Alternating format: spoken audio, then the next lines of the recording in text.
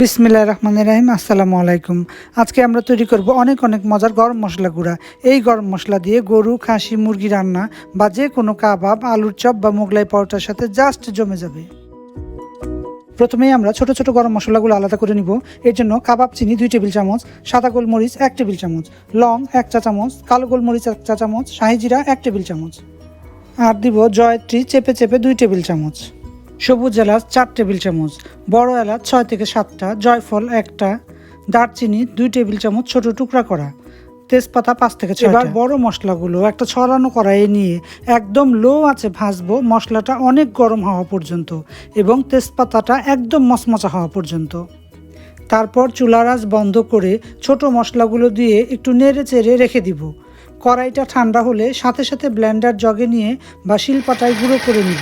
একটা এয়ারটাইট বক্সে ভরে ডিপ ফ্রিজে সংরক্ষণ করে রাখলে 5 থেকে 6 মাস